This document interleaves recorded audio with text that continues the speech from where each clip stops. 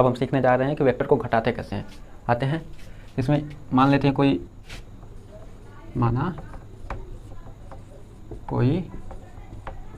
Vector A है तथा vector B है।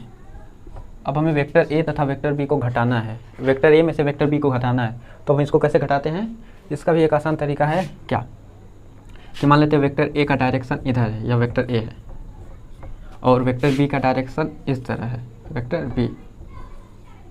तो हमें vector A minus vector B पता करना है। तो इसको पता करने के लिए हमें क्या करते हैं, ये जो वेक्टर बी है उसका डायरेक्शन चेंज कर लेते हैं। जब डायरेक्शन चेंज कर देंगे तो यह हो जाएगा माइनस बी वेक्टर। तो अब हम क्या करते हैं, ए वेक्टर और माइनस बी वेक्टर को जोड़ लेते हैं। तो हम लोग जोड़ देंगे तो क्या आ जाएगा, A vector minus B vector. अब इन दोनों को जोड़ देंगे तो इसका रिजल्टेंट यहाँ से शुरू होगा, यह हो जाएगा आर वेक्टर। और यह हमारा आर वेक्टर है A vector plus minus B vector. इसको आगे हम सिंप्लीफाई करेंगे तो आ जाएगा A vector minus B vector. यह पहला तरीका है। दूसरा तरीका है कि हम ए वेक्टर बना लेंगे तो इसके पूंछ और बाड़ाग्र जो है, अगर बाड़ाग्र से दूसरे वेक्टर के पूंछ को जोड़ेंगे तो वो तो जोड़ेंगे, वो तो जोड़ने वाली कंडीशन है। लेकिन अब हम दूसरा तरीका निकालते हैं घटाने के लिए। क्या होता है, जोड़ने के लिए क्या होता है कि वेक्टर ए में इसके बाड़ाग्र से वेक्टर बी के पूंछ को जोड़ देंगे। यह हो जाएगा हमारा vector A plus vector B. लेकिन हम लोग क्या करते हैं, पहले वेक्टर ए बना लेते हैं, ये है वेक्टर बी, तो इसके पूंछ से दूसरे वेक्टर का पूंछ बना देते हैं। तो इधर तो नहीं बन पाएगा, इधर बना लेते हैं। ये आ गया वेक्टर ए, ये आ गया वेक्टर ए। तो हम क्या करते हैं, वेक्टर बी को इसी डायरेक्शन में बना लेते हैं। यह है हमारा वेक्टर बी। अब हमें पूछा है vector A minus vector B, यह क्या होगा। तो इसके लिए हम क्या करते हैं, बी के बाड़ाग्र से ए के बाड़ाग्र तक हम बना देते हैं, मिला देते हैं। तो इधर आ जाएगा, तो इधर आ जाएगा वेक्टर आर, और इसका मान हो जाएगा vector A minus vector B. यहाँ देखेंगे तो यहाँ जो आर वेक्टर है और यह जो आर वेक्टर है, दोनों की डायरेक्शन सेम है। तो यह दो तरीके हैं। पहला तरीका है कि वेक्टर ए को, वेक्टर जो दिया है वेक्टर ए को बना के, जो दूसरा वेक्टर है जो वेक्टर बी दिया है उसका हम माइनस कंपोनेंट, माइनस वाला पोर्शन ले लेते हैं। जैसे यहाँ दिया है वेक्टर बी इस डायरेक्शन में दिया है, तो हम इसका डायरेक्शन चेंज कर देंगे तो माइनस बी वेक्टर हो जाएगा। अब हम ए वेक्टर और माइनस बी वेक्टर को जोड़ दे रहे हैं। जोड़ने का तरीका हम लोगों ने पिछले वीडियो में पढ़ा था, तो उस तरीके से जोड़ देते हैं तो हमारा आ जाता है vector A minus vector B. यह हमारा पता चल गया आर बराबर। अब दूसरा तरीका यह है कि पहले, ये जोड़ने का तरीका है कि पहले एक वेक्टर बनाएं और उसके बाद उसके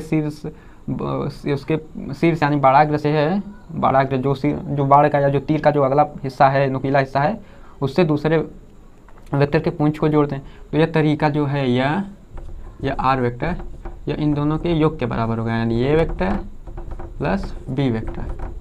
लेकिन यहाँ दूसरा तरीका कि पहले एक वेक्टर बनाएं, उसी के पूंछ से दूसरे वेक्टर को भी बना दें। यह है हमारा बी वेक्टर, यह है हमारा ए वेक्टर। अब ए माइनस बी ज्ञात करना है तो क्या करते हैं, बी से स्टार्ट करते हैं, ए तक पहुंचा देते हैं। तो आ जाएगा हमारा ए वेक्टर माइनस बी वेक्टर। हमने वेक्टर का जोड़ना वो घटाना सीख लिया। अब हम सीखने जा रहे हैं कि वेक्टर को गुणा कैसे करते हैं, भाग कैसे करते हैं। आते हैं, देखते हैं, पहले गुणा करते हैं। वेक्टर का गुणनफल यानी वेक्टर का गुणनफल।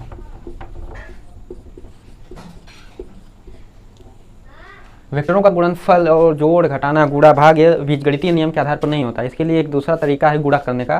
वैसे गुणा करने में दो तरीके होते हैं। इसका एक अदिश गुणनफल, अदिश गुणा, और दूसरा है सदिश गुणा, सदिश गुणा। इसको हम बोलते हैं स्केलर। अरे इसको हम लोग इस अदिश गुणा को हम स्केलर मल्टीप्लिकेशन भी बोलते हैं। साथ ही साथ इसको हम डॉट मल्टीप्लिकेशन भी कहते हैं, डॉट मल्टीप्लिकेशन भी कहते हैं। क्योंकि इसमें जो मल्टीप्लिकेशन होता है, जैसे वेक्टर ए और वेक्टर बी का जो मल्टीप्लिकेशन होता है उसके बीच में एक डॉट लगा देते हैं, एक बिंदी लगा देते हैं। इसका मतलब है वेक्टर ए और वेक्टर बी का अदिश गुणनफल है। और ये जो सदिश गुणनफल है इसमें इसे हम लोग वेक्टर मल्टीप्लिकेशन भी वेक्टर का क्रॉस मल्टीप्लिकेशन बोलते हैं। यह होता है क्रॉस मल्टीप्लिकेशन यानी इसमें हम क्रॉस सिंबल का उपयोग करते हैं। जैसे इसका गुणनफल करेंगे तो ये आएगा इस तरह, vector A cross vector B, ये हमारा है सदिश गुणनफल। आगे अब हम पूरा पढ़ने जा रहे हैं अदिश गुणनफल के बारे में, तो इसको मिटा देते हैं। अदिश गुणनफल में आते हैं, अदिश गुणनफल यानी डॉट मल्टीप्लिकेशन में मान लेते हैं कोई दो वेक्टर हैं, वेक्टर ए, ये हमारा है वेक्टर ए, और ये दूसरा वेक्टर है वेक्टर बी। इनके बीच का जो एंगल है वो मान लेते हैं थीटा। तो इनका गुणा करेंगे तो कैसे क्या करेंगे, तो इनका जो गुणा होगा डॉट मल्टीप्लिकेशन या अदिश गुणनफल, तो इनका अदिश गुणनफल होगा ए वेक्टर डॉट बी वेक्टर, यानी इसका मान होगा यहाँ से यहाँ तक जो है यह ए की वैल्यू है, ए वेक्टर का मॉड्यूलस है, यानी यहाँ से जो यहाँ तक के बीच का है दूरी यह मॉड्यूलस ए है। और इसके साथ अगर इस डायरेक्शन को भी हम कंसीडर कर ले रहे हैं तो ये वेक्टर हो जा रहा है। उसी तरह यहाँ से यहाँ तक के बीच की जो दूरी है वो मॉड्यूलस बी है, मतलब बी वेक्टर का मॉड्यूलस है। तो ये जो ए डॉट बी होता है यानी A vector dot B vector, यानी डॉट मल्टीप्लिकेशन में हम क्या कहते हैं, इनका जो मॉड्यूलस है इनका गुणा कर देते हैं, यानी A vector into vector B into cos, यानी जो थीटा है इसका हम कॉस कंपोनेंट ले लेते हैं, यानी इसको हम लिख दें A vector dot B vector is equal to A into B A B, A vector dot B vector is equal to A B cos theta. ये हमारा फार्मूला आ गया। हमने ये जो डॉट मल्टीप्लिकेशन तो पढ़ लिया, क्या होता है डॉट मल्टीप्लिकेशन, यानी A vector dot B vector बराबर ए बी कॉस थीटा।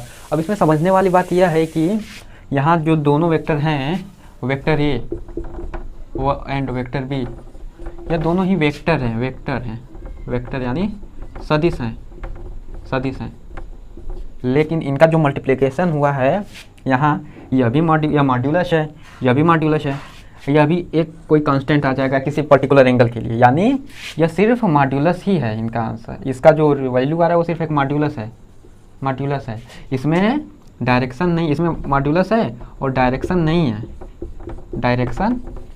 है, यानी जिस क्वांटिटी में हमें मॉड्यूलस पता हो और डायरेक्शन नहीं पता हो वह होती है हमारी अदिश। यानी अदिश में हमें परिमाण पता होता है, दिशा नहीं पता होता, इसीलिए हमारा परिमाण है मॉड्यूलस है, लेकिन हमारी दिशा डायरेक्शन नहीं है, मतलब यह एक अदिश है। मतलब इसमें हुआ क्या कि आप जो दो सदिशों का गुणा करेंगे तो यह जो आपका आंसर आएगा वह अदिश के रूप में आएगा। जब दो सदिशों का गुणा करेंगे तो यह एक अदिश के रूप में ही आंसर आएगा इसका। ये समझने वाली बात यह है कि यह भी वेक्टर है, लेकिन इनका जो मल्टीप्लिकेशन आ रहा है वो एक स्केलर है, अदिश आ रहा है। यह बहुत इंपॉर्टेंट है, कई बार ये पूछता है कि कौन से मल्टीप्लिकेशन में हमारा जो आंसर होता है वो अदिश आता है, यानी हमारा जो डॉट मल्टीप्लिकेशन होता है उसमें जब मल्टीप्लिकेशन करेंगे जो भी आंसर आएगा वो अदिश आएगा। अब आते हैं हमारा डॉट से क्रॉस मल्टीप्लिकेशन।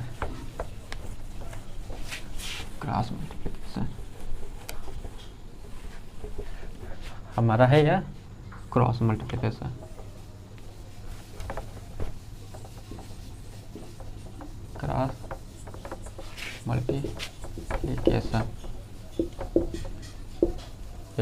यह जो हमारा जो क्रॉस मल्टीप्लिकेशन है, यानी मान लेते हैं हमारे दो वेक्टर है, कोई इधर कोई वेक्टर ए दिया है, इधर कोई वेक्टर बी दिया है, वेक्टर बी, इसके बीच का एंगल जो है थीटा। ओके, अब हम क्या करते हैं, इसका जो क्रॉस मल्टीप्लिकेशन होगा यानी A vector cross B vector. Okay, A vector cross B vector is equal to, ये जो थीटा है इसका हम साइन ले लेते हैं, यानी इसका जो मॉड्यूलस ए है इसका मॉड्यूलस बी है, तो ए बी साइन थीटा आ गया। और यह जो दिया है कि ये vector B vector A B ये मॉड्यूलस है, यह भी मॉड्यूलस है, यह साइन थीटा यह भी किसी पर्टिकुलर एंगल के लिए कांस्टेंट है, यानी यह पूरा एक मॉड्यूलस ही है, इसमें डायरेक्शन नहीं है। तो इसमें हम लोग डायरेक्शन के लिए एक यूनिट वेक्टर से मल्टीप्लिकेशन कर लेते हैं, यानी एन टाइप, इधर एन कैप क्या है। अब क्वेश्चन आता है कि एन कैप क्या है, एन कैप आखिर है क्या। हमें तो पता है कि यहाँ ए भी पता है, साइन थीटा का वैल्यू पता है, एन कैप क्या है। तो एन कैप किस डायरेक्शन में होगा, मतलब अब इसके लिए हम एक राइट हैंड रूल का इस्तेमाल करते हैं। मान के चलते हैं हमारा जो पहला वेक्टर, हमारा ये जो पहला वेक्टर यानी जिसका मल्टीप्लिकेशन पहले किया गया है ए वेक्टर, हम अपने हाथ को इस तरह, पंजे को, हाथ को उस दिशा में रख देंगे, रख दिए। और अब यह जो उंगलियां हैं यह दूसरा वेक्टर यानी हमने अपना हाथ इस ए की डायरेक्शन में रख दिया और हमारी जो उंगलियां हैं चारों अंगूठे को छोड़कर उस दूसरे वेक्टर यानी बी की डायरेक्शन में कर दिया। यानी वेक्टर ए जिसका पहले मल्टीप्लिकेशन में पहले इस्तेमाल किया गया वेक्टर ए क्रॉस बी, यानी ए क्रॉस बी यानी बी की तरफ कर दिया। तो जो हमारा अंगूठा है जिस डायरेक्शन में जा रहा है वही हमारा यूनिट वेक्टर का डायरेक्शन है। यानी हम यह जो वेक्टर जो जा रहा है यह जो व्हाइट बोर्ड है इसके बाहर आ रहा है, यानी कैमरे की तरफ, आपकी तरफ जो आ रहा है, ये जो इस व्हाइट बोर्ड से आपकी तरफ जा रहा है यही डायरेक्शन होगा। यानी एन कैप किधर है, यानी इधर जो डायरेक्शन आ रही है हमारी बाहर की तरफ, यानी यह आपकी तरफ जो इधर हमारा मान के लेते हैं यह हमारा एक्स है, यह वाई है और यह जेड जा रहा है। ओके, तो हमारा वेक्टर ए इस डायरेक्शन में है, वेक्टर बी इस डायरेक्शन में है, तो हमारा जो रिजल्टेंट आ रहा है वेक्टर जेड की डायरेक्शन में आ रही है, जेड की तरफ आ रहा है, जेड की तरफ यानी इस पॉइंट से आपकी तरफ जा रहा है। तो यह पॉजिटिव जेड की तरफ है, पॉजिटिव जेड की तरफ। तो हमारा जो एन कैप है यह पॉजिटिव, इस प्रॉब्लम के लिए या इस एग्जांपल के लिए पॉजिटिव जेड की तरह काम करता है। तो पॉजिटिव जेड को हम लोग क्या बोलते हैं यूनिट डायरेक्शन के रूप में, प्लस के कैप। ओके, हमने अब पढ़ लिया कि डॉट प्रोडक्ट क्या होता है और क्रॉस प्रोडक्ट क्या होता है।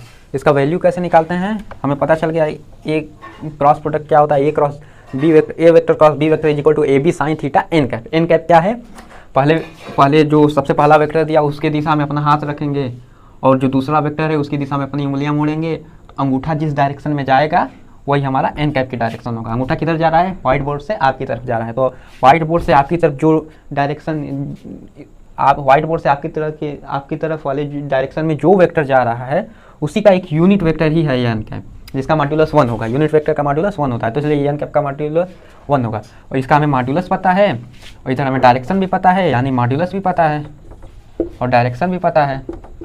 तो क्या है, यह सदिश हो गया। क्यों, क्योंकि सदिश क्या होता है जिसमें मॉड्यूलस भी पता है और डायरेक्शन भी पता है। यानी जो क्रॉस मल्टीप्लिकेशन है इसका जो आंसर आएगा वह एक सदिश के रूप में आएगा। यानी जो डॉट प्रोडक्ट था उसमें जो डॉट मल्टीप्लिकेशन या डॉट प्रोडक्ट था उसमें हमने ए वेक्टर डॉट बी वेक्टर किया तो हमारा जो आंसर आया था वो एक अदिश के रूप में आया था।